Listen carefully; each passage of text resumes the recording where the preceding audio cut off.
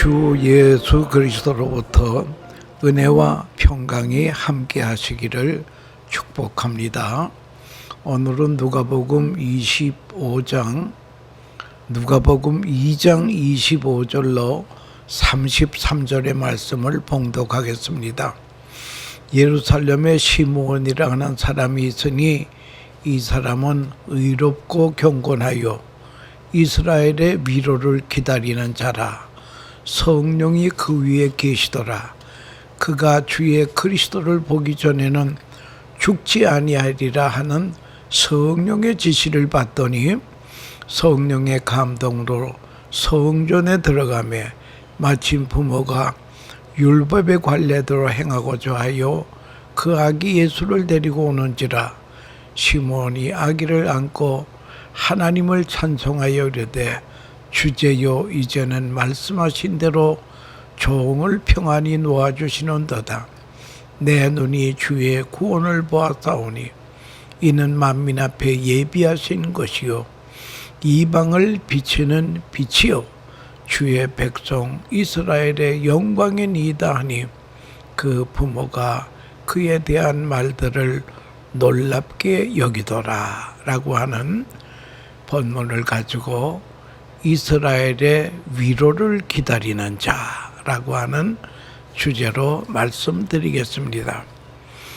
강철왕 카네기의 집무실에는 요긴한 곳에 그림이 붙어 있습니다. 이 그림은 누구도 치우지 못합니다. 한평생 그가 쳐다보는 그림이 올시다. 커다란 나룻배의 그림이 올시다. 무태에 걸려있는 배 한 척이 있습니다. 아주 낡은 배입니다. 노는 그대로 모래 위에 던져 있고 또 하나는 배에 걸쳐 있습니다. 그 그림 밑에 이런 글귀가 쓰여져 있습니다. 반드시 밀물 때는 온다. 무태에 걸려있는 낡은 배를 바라보면서 생각을 합니다. 민물때가 와서 배가 물 위에 둥실 뜨는 그 장면을 생각한 그림이 올시다. 현재는 나룻배가 무태에 걸려 있으나 반드시 물밀때가 와서 배가 자유롭게 또 다닐 수 있는 그날이 올 것이다. 그의 믿음은 이 한쪽에서 볼 수 있습니다. 윌리엄 마스터라는 심리학자가요, 3,000명을 대상으로 면밀을 조사해 봤더니 사람들이 사는 목적이 94%가 기다리는 데 있다는 것입니다. 무엇을 기다리면서 살았다는 것입니다. 기다리며 시간을 보내며 기다리며 한 생을 바쳤습니다. 소식을 기다립니다. 어떤 사람을 기다립니다. 새로운 기회가 오기를 기다립니다. 어떤 변화가 오기를 기다리기도 합니다. 새로운 세기가 오기를 기다립니다. 오늘날 같이 코로나 바이러스가 사라질 것을 기다리고 있지 않습니까? 막연하지만 기다림의 연속 속에 인생은 한평생을 보낸다라고 하는 말이 있습니다. 우리가 쓰는 말 중에 희망이라는 말과 소망이라는 말이 있습니다. 이게 다 한문이기 때문에 중국에서 온 말이 올시다. 그래서 중국의 베이징 대학 교수에게 그는 중국 학자이기 때문에 물었습니다. 희망이라는 말은 무엇이고 소망이라고 하는 말은 무엇입니까? 그랬더니 그 교수의 하는 말이 희망이라는 말은 운세에 쓰는 말이고 소망은 옛날 사람이 쓰던 말인데 차이는 크다는 것입니다. 소망은 확실한 기대하는 바가 있고 그것을 기다리는 것이고, 희망은 현대인이 쓰는 것인데 막연히 기다리는 것입니다. 희망은 나 자신으로부터 나오는 것입니다. 내 영혼 구름에 떠 있는 무지개를 보는 것 같이 그 희망사항이 올시다. 그러나 소망은 내가 정하는 것이 아니고 소망의 대상이 나에게 주는 것이다. 그것을 받아들이고 믿는 것, 약속이 있고 대상으로부터 오는 소망이 있습니다. 소망이라고 하는 것은 하나님의 약속에 근거한 것입니다. 그래서 소망이 없는 사람하고 소망이 있는 사람하고는 삶의 자세가 다르다라고 하는 것을 알아야 됩니다. 인간은 소망 가운데 삽니다. 믿음, 소망, 사랑, 이 세 가지는 항상 있어야 된다고 성경은 말씀하고 있습니다. 옛날 그 히틀러가 유대인 600만 명을 죽이는 그런 일이 있지 않았습니까? 그런데 빅터 프랭클이라고 하는 사람은 본래 외과 의사였는데 이 사람도 유대인이기 때문에 붙잡혀가서 아우슈비츠 수용소에서 3년을 견디다가 그래도 살아온 사람이랍시다. 많은 사람이 죽었는데 그는 거기서 살았습니다. 그는 그곳에서 하나 깨달은 진리가 있는데 절망이 사람을 죽인다는 사실을 경험했습니다. 절망이 사람을 죽인다. 그러니까 죽지 않으려면 우리가 소망을 가지고 있어야 된다는 거예요. 그 아우슈비츠 수용소에 유대인들은 10월만 되면 새로운 희망을 가졌다고 합니다. 그들은 자기네는 크리스찬이 아니지만 히틀러가 크리스찬이라고 생각했기 때문에 그렇습니다. 참 부끄러운 일이지만 그가 처음 독일 히틀러가 정치가로 총재로 당선이 될 때에 그는 자신은 아주 신앙 좋은 크리스찬이로 소개가 됩니다. 그래서 그는 술도 담배도 하지 않고 채소를 먹으며 민족을 위해서 결혼도 하지 않는 아주 독신자로 소개가 되어서 많은 기독교 지도자들이 그를 지지했습니다. 우리는 이런 단세포적인 야생 동물과 같은 사람의 평가를 조심해야 된다는 거예요. 그런데 유대인들이 10월이면은 무슨 희망을 가졌을까요? 크리스마스가 옵니다. 그럴 때는 특별 사면이 있지 않을까 하고 기대합니다. 그 히틀러가 크리스찬인 줄 알고 그 사람들은 속았다 이거죠. 그래서 그들은 10월부터 크리스마스를 손꼽아 기다립니다. 크리스마스를 기다리는 동안에는 참혹한 환경도 견딜 수가 있습니다. 굶주림과 추위에도 쓰러지지 않았습니다. 그리고 12월이 되면 벽에다가 남은 날짜를 세가면서 하나씩 지워가기 시작했어요. 그러면서 서로 이런 말을 주고받았습니다. 우리가 이것을 떠날 날도 며칠 남지 않았어요. 조금만 더 견디자고요 하면서 서로 이런 말을 했다고 합니다. 이런 상황이 12월 24일까지 이어집니다. 그런데 크리스마스 이브가 되어도 아무 소식이 없어요. 24일 저녁이 지나갑니다.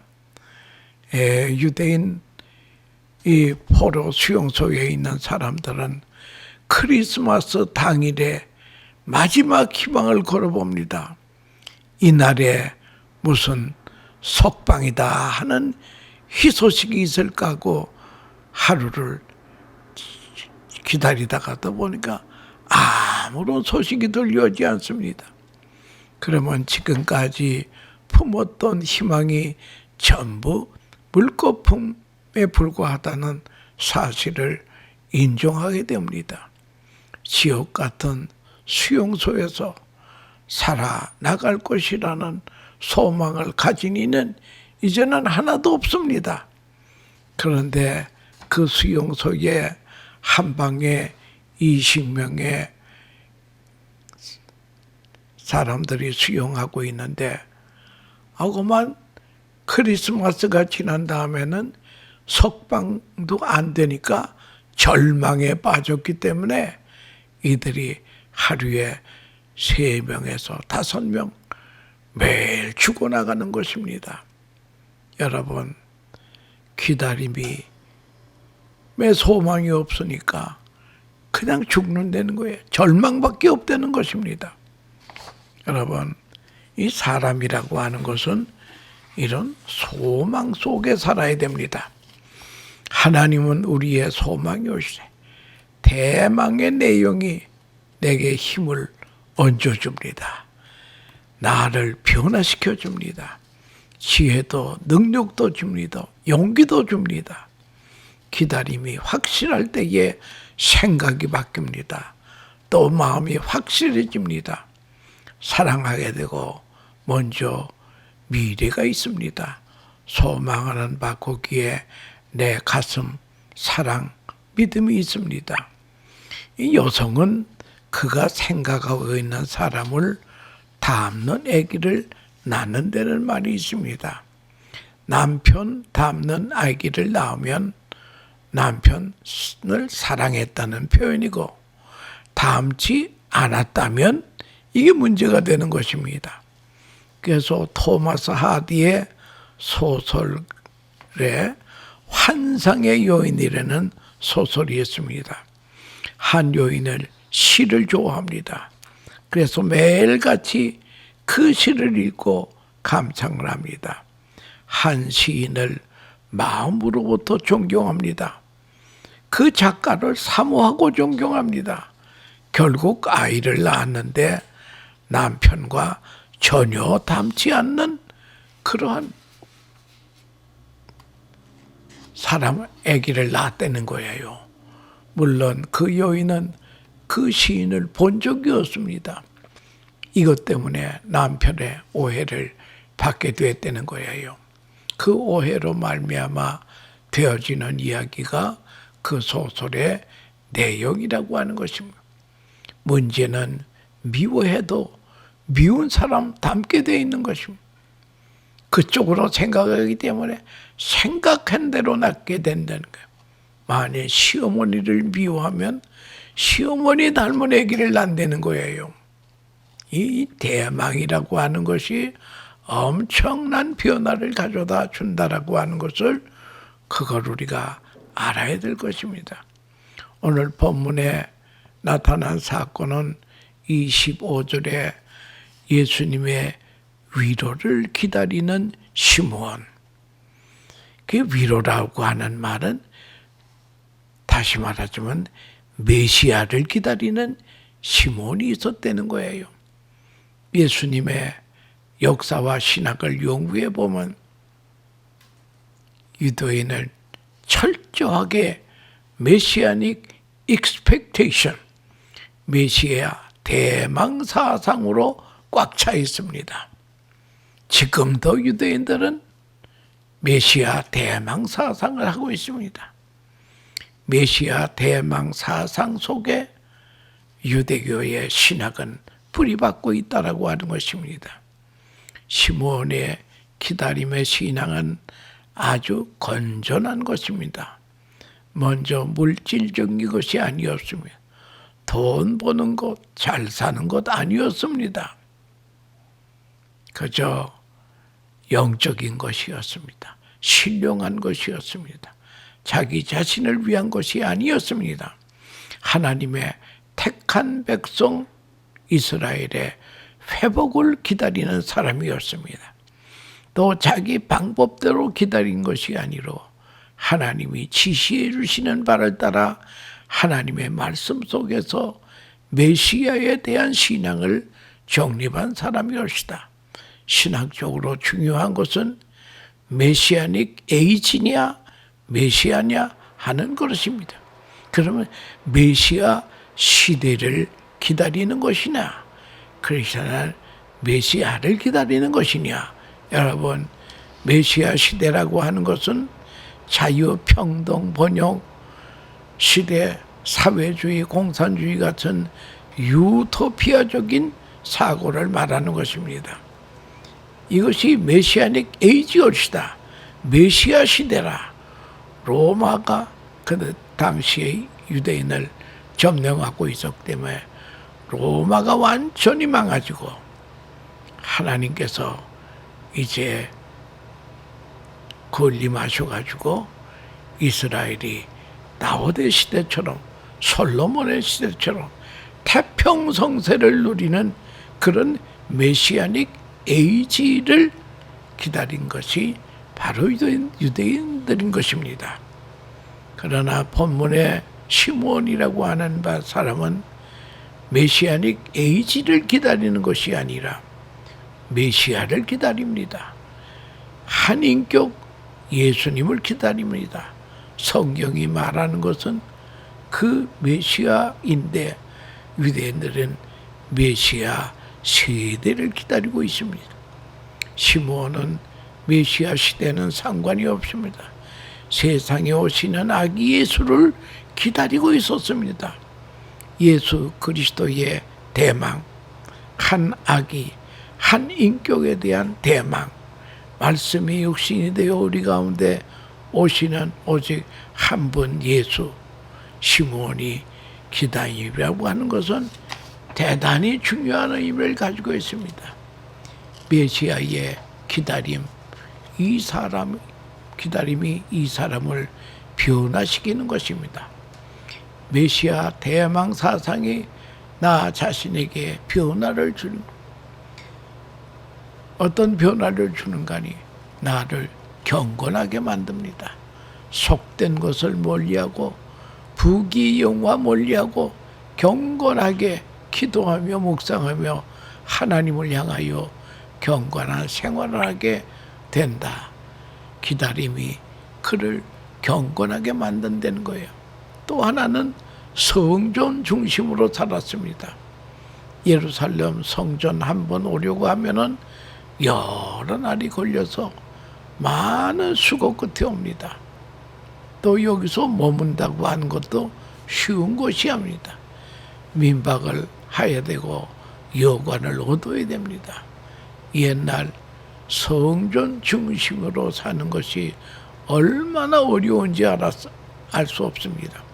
그러나 시므온은 예루살렘 성전을 떠나지 아니하였습니다. 그리고 세 번째는 기도하는 사람으로 만들었습니다. 기도는 어디에서나 할 수 있는 것이지만 메시아를 기다리는 시므온은 성전을 떠나지 않고 기도했다고 했습니다. 그러는 중에 성령의 지시를 받아 성령의 감동을 받아 특별한 약속을 받습니다. 26절에 너 죽기 전에 메시아를 볼 수 있을 것이다. 죽기 전에 메시아를 볼 수 있을 것이다. 굉장한 복이 올시다. 그래서 간절히 기다리는 중에 아기 예수를 성전에서 만나게 되는 것입니다. 아기 예수를 품에 안고 감사의 기도를 합니다. 그리스도를 만났다. 만남이란 참으로 중요하다라고 하죠. 기다림은 있는데 만남이 없다면 어떻게 되겠습니까? 기다렸는데 성취가 없다면 비참한 것입니다. 한평생 기다리다가 죽는 사람이 많이 있습니다. 우리 고향에 이제 일본 시대 때에 철도를 놓습니다. 철도를 다 놓는데 모두 사람들이 여기에 그때 기차를 가지고 철마라 그랬습니다. 철마가 달린다고. 아니 철마가 있어. 그런데 어떤 사람은 이 기차를 보기를 원했지만 보지 못하고 죽은 사람이 많다는 거예요. 그래서 철마가 보고 싶다라고 하는 입간판이 있는 것도 보았습니다. 여러분, 기다렸는데 기다리다가 죽는 사람이 많이 있어요. 그런데 시므온은 행복한 사람입니다. 드디어 기다리던 아기 예수를 만나게 됩니다. 약속이 성취가 됩니다. 하나님 백성이 당시에 다 같이 이스라엘이 메시아를 기다렸습니다. 제사장, 레위인, 서기관, 헤롯 신장 메시아가 오니까 핍박을 하고 예수님을 십자가에 못을 박았습니다. 헤롯은 아기 예수 소식을 듣자마자 죽일 계획을 세우지 않았습니까? 내가 가지고 있는 보좌를 내어놓기 싫어서 기득권을 양보하지 않으려고 지금 가지고 있는 권력, 향락을 포기하고 싶지 않아서 예수를 죽이려고 하였습니다. 그래서 예수님은 아무든지 나를 따라오려거든 자기를 부인하고 자기 십자가를 지고 나를 쫓을 것이니라 말씀하셨습니다. 자기를 부인하지 아니하면 예수님을 영접할 수가 없습니다. 영화 제작가하고 영화 각본을 쓰는 소설하고 논쟁을 벌였습니다. 영화 제작자는 소설을 쓰는 작가에게 마지막에 해피엔드로 끝나게 해달라고 부탁을 합니다. 소설 쓰는 사람은 역사상 해피엔드가 없었다는 거예요. 해피엔드로 끝난 사람 있습니까? 없다는 거야. 결국 해피엔드로 끝난 것 같지만 다 마지막에 죽더라고 하는 것입니다. 모든 드라마가 해피엔드로 끝나기를 바라지만 해피엔드는 없다라고 하는 것입니다. 그러나 기독교의 복음은 해피엔드 올시다. 죽음도 죽으면 하나님의 나라로 우리가 올라가는 거 아니겠습니까? 죽음도 천국으로 가기 때문에 유익하다 이거예요. 그래서 로마서 8장 28절에 우리가 알거니와 하나님을 사랑하는 자 곧 그 뜻대로 부르심을 입은 자들에게는 모든 것이 협력하여 해피엔드가 된다라고 하는 그런 말이옵시다. 십자가에서 부활이 있습니다. 오직 예수님의 사건만이 해피엔드가 되는 것입니다. 그 외에는 엄격히 말해서 해피엔드라고 하는 것은 없다라고 하는 것입니다. 시므온은 잠깐 되는 사건 속에서 아기 예수를 통해 큰 구원을 보는 그 행복이 해피엔드라고 하는 그런 말이 되겠습니다. 그래서 주께서 종을 편안히 놓아주시는도다. 이 말은 무엇입니까? 나이 많은 시므온은 주의 구원을 보았기 때문에 메시아를 보았기 때문에 아기 예수를 보았기 때문에 편안히 죽었다는 말이옵시다. 더 바랄 것이 없는 피나레였다라고 하는 것입니다. 아기 예수를 안고 신앙 고백을 하는 시므온은 기다리던 주를 만나고 그를 통해 엄청난 구원을 보았다고 하는 것입니다. 그래서 시므온은 더 바랄 것이 없다는 거예요. 우리는 대망이 대망에서 끝나는 것이 아니라 기다림 자체가 우리를 경건하게 만들고 기도하게 만들고 성경 중심으로 살게 된다라고 하는 것입니다. 우리는 무엇을 소망하고 있습니까? 주님의 재림을 기다리고 있습니다. 주님이 오시면은 새하늘과 새 땅이 우리 앞에 전개됩니다. 여러분, 그 땅은 다시는 아픈 것이나 죽음이나 코로나 바이러스나 팬데믹 같은 게 없습니다. 사망이나 애통하는 것이 없습니다. 오늘 세상에 많은 장애인들이 살지만 그 나라에는 장애인이 하나도 없다는 것이고, 그 나라는 성경은 말합니다. 사랑의 나라, 희락의 나라, 의의 나라, 예수님이 왕으로 통치하시는 그 나라, 우리는 그 나라를 학수고대하고 살아야 된다라고 하는 것입니다. 여러분, 우리 기독교 절기 중에 대강절이라는 절기가 있지 않습니까? 지금이 크리스마스를 앞둔 대강절이 올시다. 성탄 4주간을 앞에 두고 시작해서 지키는 것인데 그리스도의 오심을 기다리는 절기라는 뜻입니다. 성육신하신 성탄을 기다리느냐, 예수님의 재림을 기다리느냐. 여러분, 여기 대강절을 가지고 에드반트라고 합니다. 에드벤트라고 합니다. 에드벤트는 레티노의 에디반터스에서 온 것인데요, 도착이라는 말입니다. 대강절이라고 하는 것은, 에드벤트라고 하는 것은 도착이라는 거예요.